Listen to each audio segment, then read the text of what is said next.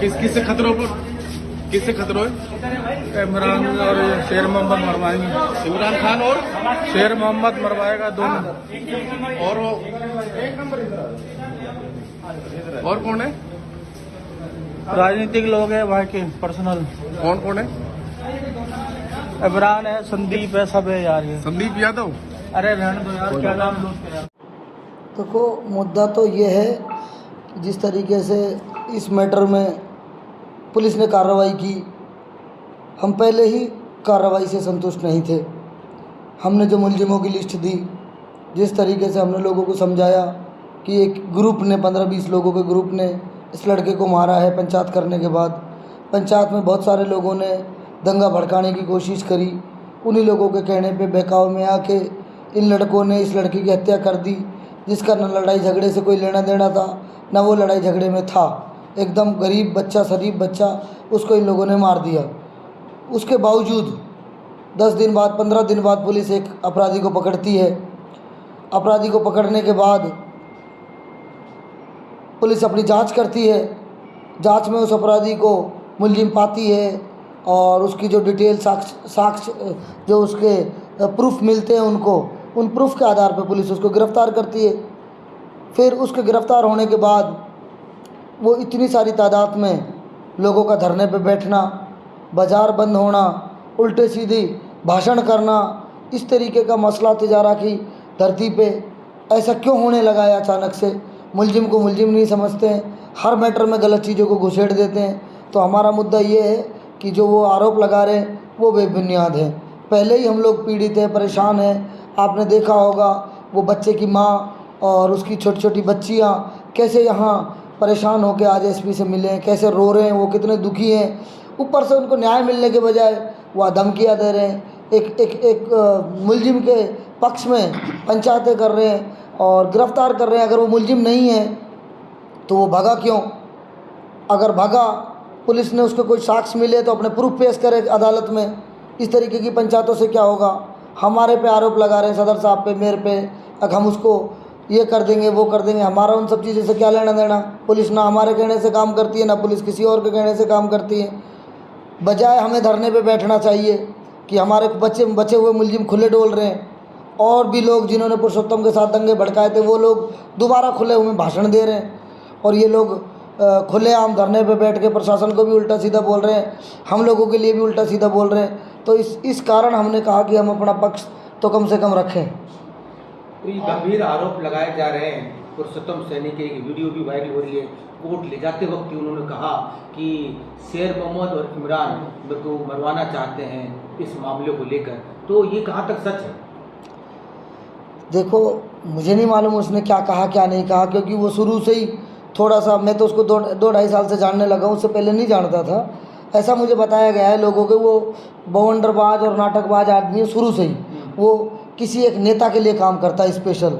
वो एक नेता को छोड़ के बाकी सब नेताओं से चिढ़ता है। ऐसी कोई प्रायोजित घटना का वो अंजाम देने की फिराक में रहता है हमेशा, जिससे उस एक नेता को फ़ायदा हो, और आज भी लगातार उसी नेता को फ़ायदा मिल रहा है। तो वो किसी आदमी के कहने पे चलता है, अपना उसका कुछ नहीं है। सब लोग बाज़ार में भी दुखी हैं उससे, सारी बिरादरियों में लोग ऐसे हैं, 3600 बिरादरी में जो उसके नाटकबाजी से और जिस तरीके का वो उल्टे सीधे बयानबाजी, कोर्ट कचहरी, पुलिस से झगड़ा, एसडीएम से झगड़ा, और कितना बड़ा अपराधी है वो, कितनी एफआईआर हैं उसके नाम, तो उसके ये कर्म है। मैं उसके लिए कुछ नहीं कहना चाहता। मेरा कहने का मतलब ये है कि वो हमारी नज़र में इतना बड़ा आदमी नहीं है कि हम उसको लड़ें, गुथें, उसको मारें। पुलिस जो चाहे करेगी। अगर मैं मुलजिम हूँ और मैंने कुछ किया तो पुलिस मेरे साथ भी, मेरे को भी गिरफ्तार करेगी। सदर साहब ने कुछ किया तो उनको भी गिरफ्तार करेगी। तो आज एसपी साहब से पहले तो क्या सूचना होगा? आज हमारे साथी इमरान जी ने आप लोगों को बहुत कुछ बता दिया, और चूँकि कई दिन से ये बातें चल रही हैं तो मैं खुद भी अलवर से चल कर आया। मेरी एक सामाजिक जिम्मेदारी भी ये बनती है कि हम अधिकारियों से मिले। तो माननीय एसपी साहब से हम मिले हैं, और हमने एसपी साहब को एक ही बात कही है कि आप हमारे जो रेस्ट मुजरिम, बचे हुए मुजरिम हैं, वो गिरफ्तार करें।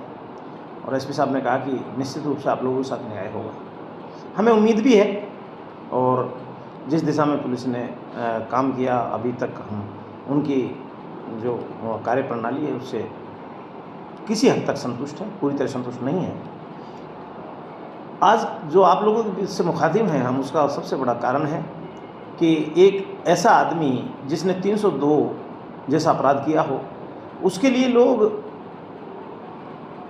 और माननीय एसपी साहब से भी ज़्यादा हमारा इसी मिल रहा था, उसके लिए लोग धरना प्रदर्शन कर रहे हैं, जबकि उल्टा हो रहा है। होना ये चाहिए था कि हमको हमारे बचे हुए मुलजिमों के लिए गिरफ्तारी की मांग करनी चाहिए। जो हमारी जिस तरह से हमारी जो समझौता वार्ता हुई थी उसमें कुछ मांगे हमारी थोड़ी बहुत अधूरी जो बच रही थी, जैसी भी उनको लेकर के हमें मिलना चाहिए था, हम मिले भी। धरना प्रदर्शन हमें करना चाहिए था, कर वो रहे।